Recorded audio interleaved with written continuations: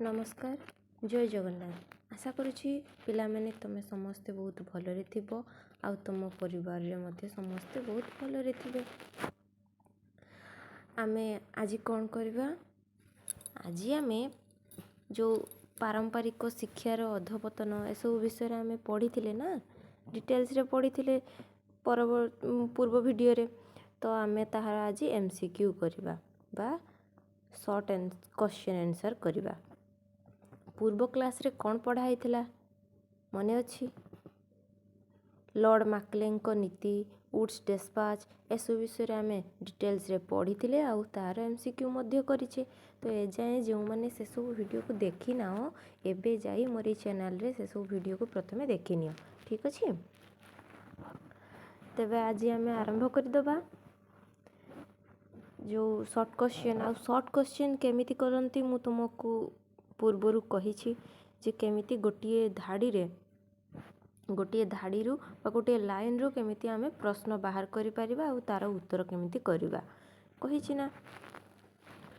ठीक अछि आज आमे प्रथम प्रश्न आरंभ करिबा पिला माने। प्रथम प्रश्न कौन? प्रथम प्रश्न होछि तम मानक पई पारंपरिक शिक्षा संस्था गुडी को केउ माने सहयोग करुथिले? पारंपरिक शिक्षा संस्था गुडी को केउ माने सहयोग करुथिले? टिके खाली केउ माने?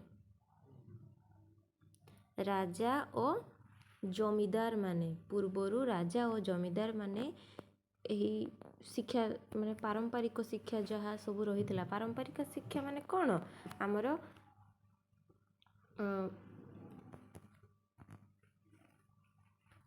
आमर माद्रासा मक्तब संस्कृत कॉलेज गुडा कॉलेज तो नहीं संस्कृत जोटी पढ़ा होतला टोल मठ इत्यादि चाटशाली ए सब आमर पारंपरिक शिक्षा केंद्र थिला।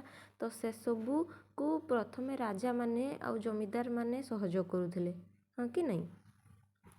परवर्ती प्रश्न को जिबा 1844 मसीहा रे इंग्रेज माने केउ नियम जारी करिथिले? 1844 मसीहा रे इंग्रेज माने केउ नियम जारी करिथिले? केउ नियम जे पारंपरिक शिक्षा संस्थान गुडी करू जो माने पास करी पूरा भल से कहूँ शुण पारंपरिक शिक्षा संस्थारू पास करिथिबा शिक्षार्थी सरकारी चाकरी पाइबे नहीं। पारंपरिक शिक्षा केंद्ररू पास करिथिबा शिक्षार्थी सरकारी चाकरी पाई अयोग्य बा पाइबे नहीं। केवल इंग्राजी जे शिखिथिबे सेही माने ही चाकरी पाइबे आ सेते बेले ए नियम किए बाहर करथिले? इंग्रेज सरकार ना इंग्रेज सरकार ए सब नियम को बाहर कले। परवर्ती प्रश्न को जिबा आधुनिक शिक्षार प्रसार पाई केउ माने स्कूल कॉलेज स्थापन करिथिले? आधुनिक शिक्षार प्रसार पाई केउ माने स्कूल कॉलेज स्थापन करिथिले? अरे ख्रिस्टियन मिशनरी माने हे जे परा तांको परा दायित्व दिया जाइथिला। फास्ट जो चार्टर्स आईन हेथिला सेते बेले तांको दायित्व दिया जाय नथिला कि जे तमे माने जाओ तमर जो आमर जो शिक्षा नीति सब अच्छी से सब को प्रचार और प्रसार कर से सब करबा सहित से माने स्कूल कॉलेज मान मध्य स्थापन कले।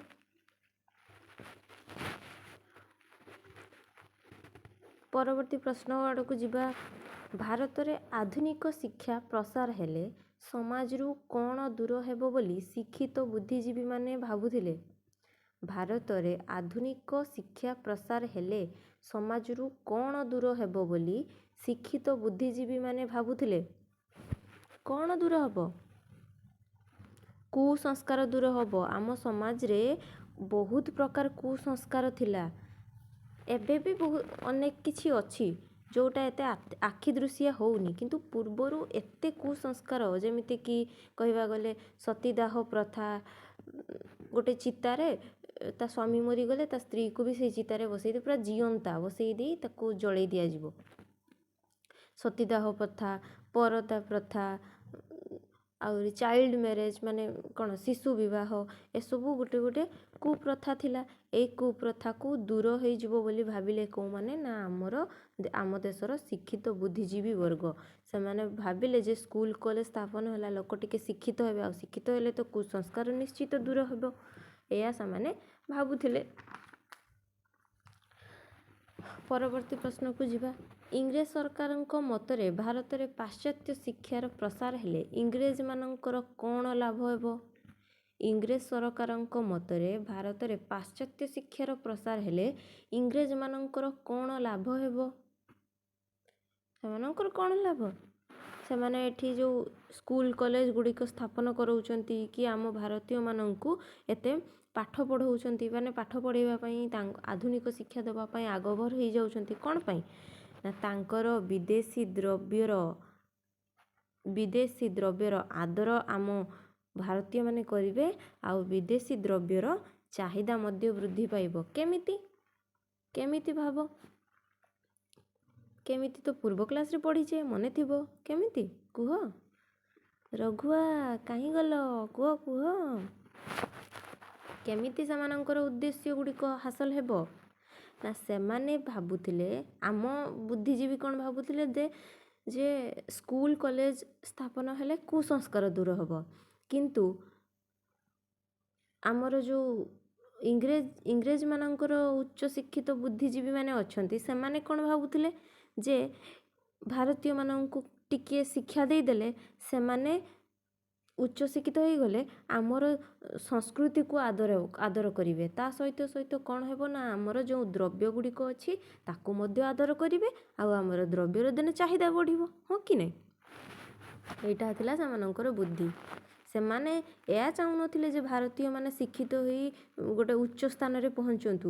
ସେମାନେ ଆମ ବୁଦ୍ଧିର ଏକ ପାଦ ଆଗକୁ ସେମାନେ ରହୁଥିଲେ। ବୁଝିପାରୁଛ ନା କେତେ ସେମାନଙ୍କର ବିଚକ୍ଷଣ ବୁଦ୍ଧି। ଠିକ୍ ଅଛି, ପରବର୍ତ୍ତୀ ପ୍ରଶ୍ନକୁ ଯିବା। କେଉଁ ବର୍ଷ ବା ମସିହାରେ ସରକାର ଶିକ୍ଷା ପାଇଁ ମୋଟ 47 କୋଟି ଟଙ୍କାରୁ ମାତ୍ର 1 କୋଟି ଟଙ୍କା ଖର୍ଚ୍ଚ କରିଥିଲେ? ପୁଣି କହୁଛି ପ୍ରଶ୍ନଟି ଶୁଣ। କେଉଁ ବର୍ଷ ବା ମସିହାରେ ସରକାର ଶିକ୍ଷା ପାଇଁ ମୋଟ 47 କୋଟି ଟଙ୍କାରୁ ମାତ୍ର 1 କୋଟି ଟଙ୍କା ଖର୍ଚ୍ଚ କରିଥିଲେ? କେଉଁ ବର୍ଷ? 1886 ମସିହାରେ ସରକାରଙ୍କ ପାଖରେ ଶିକ୍ଷା ପାଇଁ କେବଳ ଯେଉଁ 47 କୋଟି, ମାନେ କେବଳ ନାହିଁ, ମୋଟ 47 କୋଟି ଟଙ୍କା ଥିଲା, ସେଥିରୁ ମାତ୍ର 1 କୋଟି ଟଙ୍କା ସେ ଖର୍ଚ୍ଚ କରିଥିଲେ। ପରବର୍ତ୍ତୀ ପ୍ରଶ୍ନକୁ ଯିବା। 1921 ମସିହା ସମୟରେ ଭାରତରେ କେତେ ପ୍ରତିଶତ ମହିଳା ଶିକ୍ଷିତ ହୋଇଥିଲେ? 1921 ମସିହା ବେଳକୁ ଭାରତରେ କେତେ ପ୍ରତିଶତ ମହିଳା ଶିକ୍ଷିତ ଲାଭ କରିଥିଲେ ବା ଶିକ୍ଷା ପାଇଥିଲେ? ମାତ୍ର 21%। 22% ମହିଳା ଶିକ୍ଷା ଲାଭ କରିଥିଲେ। ମାନେ କେତେ? 100%ରୁ 22%। କେତେ ହବ? ଭାବିପାରୁଛ ପିଲାମାନେ କେତେ ହବ? ଅଳ୍ପ, ବହୁତ କମ୍। କାହିଁକି ଏସବୁ ହେଇଥିଲା? କାହିଁକି ନା ଇଂରେଜମାନେ ଯେତେବେଳେ ଆଧୁନିକ ଶିକ୍ଷା ଦେଉଥିଲେ ସେତେବେଳେ ନାରୀମାନଙ୍କର ଶିକ୍ଷା ପ୍ରତି ଅବହେଳା କରାଯାଇଥିଲା। କାହିଁକି ସେମାନେ ଭାବୁଥିଲେ କ'ଣ, ଯଦି ନାରୀମାନେ ଶିକ୍ଷିତ ହେବେ ତ କ'ଣ କରିବେ? ସେ ଘରେ ବସିବେ। ସେମାନେ କ'ଣ ଆମ ପାଖରେ କିରାଣୀ ଚାକିରି କରିବେ? ନାହିଁ। ତ ସେଥିପାଇଁ। ପରବର୍ତ୍ତୀ ପ୍ରଶ୍ନକୁ ଯିବା ପିଲାମାନେ। ଓଡ଼ିଶାରେ କେବେ ଏବଂ କେଉଁଠାରେ ନାରୀ ଶିକ୍ଷା ପାଇଁ ଗୋଟିଏ ରେଭେନ୍ସା ହିନ୍ଦୁ ବାଳିକା ବିଦ୍ୟାଳୟ ଆରମ୍ଭ କରାଯାଇଥିଲା? ପୁଣି କହୁଛି ପ୍ରଶ୍ନ ଶୁଣି ରଖ। ଓଡ଼ିଶାରେ କେବେ ଏବଂ କେଉଁଠାରେ ନାରୀ ଶିକ୍ଷା ପାଇଁ ଗୋଟିଏ ରେଭେନ୍ସା ହିନ୍ଦୁ ବାଳିକା ବିଦ୍ୟାଳୟ ଆରମ୍ଭ କରାଯାଇଥିଲା? 1873। କେବେ? 1873। କେଉଁଠାରେ? କଟକଠାରେ। ଆମ ଓଡ଼ିଶାରେ ନା, ଓଡ଼ିଶା ମାନେ କହିଦେବ ମାନେ ତୁମେ ଜାଣିନେବ ଯେ କଟକ। ତ କଟକରେ ପ୍ରଥମେ ଗୋଟିଏ ରେଭେନ୍ସା ବାଳିକା ବିଦ୍ୟାଳୟ, ହିନ୍ଦୁ ବାଳିକା ବିଦ୍ୟାଳୟ ସ୍ଥାପନ କରାଗଲା। ପରବର୍ତ୍ତୀ ପ୍ରଶ୍ନ ଆଡ଼କୁ ଯିବା। ହଁ, 1899 ମସିହାରେ ପ୍ରଥମେ କେଉଁଠାରେ ଏବଂ କେଉଁ ବିଷୟରେ ସ୍ନାତକୋତ୍ତର ଡିଗ୍ରୀ ଦିଆଗଲା? 1899 ମସିହାରେ ପ୍ରଥମେ କେଉଁଠାରେ ଏବଂ କେଉଁ ବିଷୟରେ ସ୍ନାତକୋତ୍ତର ଡିଗ୍ରୀ ଦିଆଗଲା? କେଉଁଠାରେ? ଆରେ ବାବା ବମ୍ବେରେ ବମ୍ବେ ବିଶ୍ୱବିଦ୍ୟାଳୟରେ ବିଜ୍ଞାନ ବିଷୟରେ। କେଉଁ ବିଷୟରେ? ବିଶ୍ୱବିଦ୍ୟାଳୟର ନାମ କ'ଣ? ବମ୍ବେ। ବିଷୟ ପଚାରିଲେ କ'ଣ କରିବ? ବିଜ୍ଞାନ। ଆଉ ଯଦି ପଚାରେ ଏସବୁ କେଉଁ ମସିହାରେ ଦିଆଯାଇଥିଲା? ବମ୍ବେ ବିଶ୍ୱବିଦ୍ୟାଳୟରେ ବିଜ୍ଞାନ ବିଷୟରେ ସ୍ନାତକୋତ୍ତର ଡିଗ୍ରୀ କେବେ ଦିଆଯାଇଥିଲା? 1899। ପ୍ରଶ୍ନ ବୁଲେଇ ବଙ୍କେଇ ବି ପଚାରିପାରେ। ମୁଁ ଯେମିତି ଭାବରେ ପ୍ରଶ୍ନଟିକୁ ବନେଇଛି ସେମିତି ତ ପଚାରିବ ବୋଲି କିଛି ମାନେ ନାହିଁ। ଏହି ପ୍ରଶ୍ନ ବା ଏହି ଉତ୍ତରରୁ ମଧ୍ୟ ଆଉ ଗୋଟିଏ ପ୍ରଶ୍ନ ମଧ୍ୟ ଆସିଯାଇପାରେ। ତ ସେଇଥିପାଇଁ ପିଲାମାନେ କହୁଛି ଭିଭିଡ଼ଲି ଶୁଣ, ପ୍ରଶ୍ନ ବି ଶୁଣ ୱିଥ୍ ଏନ୍ସର୍କୁ ବି ଶୁଣ। ଆଉ ଯଦି ଶୁଣିକି, ମୁଁ ତ 2 ଥର ଲେଖାଏଁ କହୁଛି, ଶୁଣିକି ଯଦି ଲେଖି ବି ପାରୁଛ ତାହେଲେ ଫାର୍ ବେଟର୍।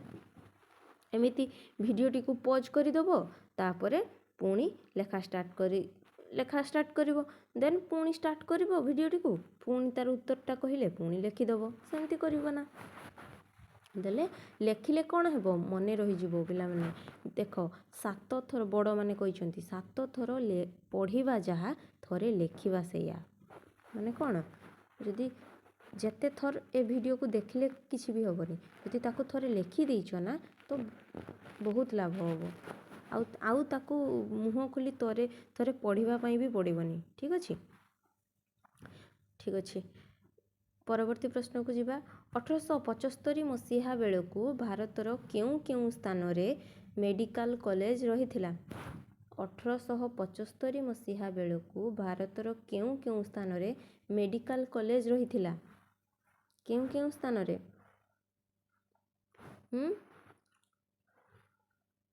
ବମ୍ବେ, ମାନ୍ଦ୍ରାଜ, ଆଉ 1875 କହିଛି ନା, 1875ରେ ବମ୍ବେ, ମାନ୍ଦ୍ରାଜ ଆଉ କଲିକତା ଠାରେ, ଏହି 3ଟି ସ୍ଥାନରେ ଥିଲା ମେଡ଼ିକାଲ କଲେଜ ଖୋଲା ହେଇଥିଲା ପ୍ରଥମେ। ୟାକୁ ବୁଲେଇକି ବି ପଚାରିପାରେ ଯେ କେଉଁ ମସିହାରେ ବମ୍ବେ, ମାନ୍ଦ୍ରାଜ ଆଉ କଲିକତାରେ ପ୍ରଥମେ ଏକ ମେଡ଼ିକାଲ କଲେଜ ମାନ ସ୍ଥାପନ କରାଗଲା? କରିପାରିବ ଯେ 1875ରେ। ଠିକ୍ ଅଛି। ପରବର୍ତ୍ତୀ ପ୍ରଶ୍ନକୁ ଯିବା। ଇଂରେଜ ସରକାର ପ୍ରଥମେ କେଉଁଠାରେ ଗୋଟିଏ ଇଞ୍ଜିନିୟରିଂ କଲେଜର ସ୍ଥାପନ କରିଥିଲେ? ଇଂରେଜ ସରକାର ପ୍ରଥମେ କେଉଁଠାରେ ଗୋଟିଏ ଇଞ୍ଜିନିୟରିଂ କଲେଜର ସ୍ଥାପନ କରିଥିଲେ? ଉତ୍ତରପ୍ରଦେଶର ରୁର୍କି ଠାରେ। କେଉଁଠାରେ? ପ୍ରଥମେ ଉତ୍ତରପ୍ରଦେଶର ରୁର୍କି ଠାରେ ଗୋଟେ ଇଞ୍ଜିନିୟରିଂ କଲେଜ ସ୍ଥାପନ କଲେ। ରୁର୍କି ଇଞ୍ଜିନିୟରିଂ କଲେଜରେ କେବଳ କେଉଁମାନଙ୍କୁ ଅଧ୍ୟୟନ କରିବା ପାଇଁ ସୁଯୋଗ ଦିଆଯାଉଥିଲା? ରୁର୍କି ଇଞ୍ଜିନିୟରିଂ କଲେଜରେ କେବଳ କେଉଁମାନଙ୍କୁ ଅଧ୍ୟୟନ କରିବା ପାଇଁ ସୁଯୋଗ ଦିଆଯାଉଥିଲା? କେଉଁମାନଙ୍କୁ? କେବଳ ୟୁରୋପୀୟ ଛାତ୍ରମାନେ ସେଠାରେ ପାଠ ପଢ଼ି ପାରୁଥିଲେ। ଅନ୍ୟ କେଉଁମାନଙ୍କୁ ସେଠାରେ, ମାନେ ବିଶେଷ କରି ଆମ ଭାରତୀୟମାନଙ୍କୁ ସେଠାରେ ପଢ଼ିବା ପାଇଁ ସୁଯୋଗ ଦିଆଯାଉନଥିଲା। କଲେଜ ପ୍ରସ୍ତୁତ କରାଗଲା କେଉଁଠି? ଆମର ଉତ୍ତରପ୍ରଦେଶଟା କେଉଁଠି? ଆମ ଭାରତରେ ୟୁପି ମାନେ ଭାରତବର୍ଷ ଭିତରେ। କିନ୍ତୁ ସେଠାରେ ଆମ ଭାରତୀୟମାନେ ପଢ଼ି ପାରିଲେ ନାହିଁ, କେବଳ ୟୁରୋପୀୟ ଛାତ୍ରମାନେ ସେଠାରେ ପାଠ ପଢ଼ିଲେ। ପରବର୍ତ୍ତୀ ପ୍ରଶ୍ନକୁ ଯିବା। 1930 ମସିହା ବେଳକୁ ସମଗ୍ର ଭାରତବର୍ଷରେ ମୋଟ କେତୋଟି ଇଞ୍ଜିନିୟରିଂ କଲେଜ ରହିଥିଲା? 1930 ମସିହା ବେଳକୁ ସମଗ୍ର ଭାରତବର୍ଷରେ ମୋଟ କେତୋଟି ଇଞ୍ଜିନିୟରିଂ କଲେଜ ରହିଥିଲା? ମୋଟ କେତୋଟି? 10ଟି ଇଞ୍ଜିନିୟରିଂ କଲେଜ ରହିଥିଲା। କେତୋଟି? 10ଟି। ପରବର୍ତ୍ତୀ ପ୍ରଶ୍ନକୁ ଯିବା। କେଉଁ ବିଶ୍ୱଯୁଦ୍ଧ ପରେ ସରକାର ଇଞ୍ଜିନିୟରିଂ କଲେଜ ଗୁଡ଼ିକ ଅଧିକ ମାତ୍ରାରେ ସ୍ଥାପନ କଲେ? କେଉଁ ବିଶ୍ୱଯୁଦ୍ଧ ପରେ ସରକାର ଇଞ୍ଜିନିୟରିଂ କଲେଜ ଗୁଡ଼ିକ ଅଧିକ ମାତ୍ରାରେ ସ୍ଥାପନ କଲେ? ମନେ ପକାଅ ପିଲାମାନେ, ମନେ ପକାଇବା ବି କିଛି ଦରକାର ନାହିଁ, ଏଇଠି ତ ସବୁ ଉତ୍ତର ଅଛି। କେଉଁ ଯୁଦ୍ଧ? ଦ୍ୱିତୀୟ ବିଶ୍ୱଯୁଦ୍ଧ ନା, ଦ୍ୱିତୀୟ ବିଶ୍ୱଯୁଦ୍ଧ ପରେ ନୁହଁ, ଦ୍ୱିତୀୟ ବିଶ୍ୱଯୁଦ୍ଧ ସମୟରେ। ମୁଁ ଏଇଠି ପ୍ରଶ୍ନ ବି ଭୁଲ ଲେଖିଛି। କେଉଁ ବିଶ୍ୱଯୁଦ୍ଧ ସମୟରେ? ସେଇଠି ପରେକୁ କାଟି ସମୟରେ କରିଦିଅ। କେଉଁ ବିଶ୍ୱଯୁଦ୍ଧ ସମୟରେ ସରକାର ଇଞ୍ଜିନିୟରିଂ କଲେଜ ଗୁଡ଼ିକ ଅଧିକ ମାତ୍ରାରେ ସ୍ଥାପନ କଲେ? द्वितीय विश्वयुद्ध। उत्तर रे कौन हम द्वितीय विश्वयुद्ध। केउं विश्वयुद्ध परे जदि पचारे ताले कौन करिवो सेठी प्रथम विश्वयुद्ध परे करिवो। समय रे पचारे द्वितीय विश्वयुद्ध परे पचारे प्रथम विश्वयुद्ध। ठीक अच्छे। नेक्स्ट कौन पचारि केउं मसीहारे बालेश्वर ठारे एक शिल्प तालीम स्कूल स्थापन होइथिला। केउं मसीहारे बालेश्वर ठारे एक शिल्प तालीम स्कूल स्थापन होइथिला। केउं मसीहारे 1884 मसीहारे। ताकू ओलटाई भी पचारि पारे जे 1884 मसीहारे बालेश्वर कोउठारे एक शिल्प तालीम स्कूल स्थापन होइथिला। किंबा आउ गोटे प्रश्न होई पारे 1884 मसीहा रे बालेश्वर ठारे केउं स्कूल स्थापन होइथिला। बुझी पारछो ना एमिति भी प्रश्न होई पारे। ठीक अछि। तो मु जो प्रश्न पचारली तार उत्तर कौन हो जिवो 1884 मसीहा रे। परवर्ती प्रश्न को जिबा पिला माने 1884 मसीहा रे कटक रे केउं स्कूल स्थापित होइथिला। 1884 मसीहा रे कटक रे केउं स्कूल स्थापित होइथिला। केउं स्कूल कटक रे। सही वर्ष कटक रे की कौन हला सर्भे स्कूल गोटे स्थापित होला। माने सही गोटे वर्ष रे बालेश्वर ठारे हला शिल्प तालीम स्कूल आउ कटक रे हला सर्भे स्कूल। परवर्ती प्रश्न को जिबा सर्भे स्कूल टी परे केउं स्कूल नाम रे नामित। सर्भे स्कूल टी परे केउं स्कूल नाम रे नामित होइथिला। Bhubanananda Odisha school of engineering. Bhubanananda Odisha school engineering. ठीक अच्छे। बुझी पारलो ना। तो आमे पूर्व क्लास रे एते पर्यंत ही तार थ्योरी क्लास टी करिथिले। आउ एबे तार एमसीक्यू मध्ये आमे सारी देले। ठीक अच्छे। टिके लाइक करि देरे पिला माने मु टिके खुशी हे जानती। एते पिला अच्छो केही गोटे भी लाइक करूनो। लाइक कर दियो टिके। लाइक कर दियो टिके शेयर मध्ये करि देले भलो हेबो काहे कि ना तमर सांग माने भी पढिबा दरकार नै। तुम सांग माने भी टिके पढिबा दरकार। तापरे आउ जो माने सब्सक्राइब ए जाई मो चैनल को करिना तो एबे जाई सब्सक्राइब बटन को ऑन करो। आउ सेठारे जो घंटी चिन्ह मान आसीबो से घंटी चिन्ह पाखरे लेखाइथिबो ऑल। तो सही ऑल जो घंटी चिन्ह लेखाइथिबो से घंटी चिन्ह को ऑन करि देबो। देले कोन हेबो मु जो वीडियो अपलोड करूची ताहा प्रथमे तुम माने देखि परिबो।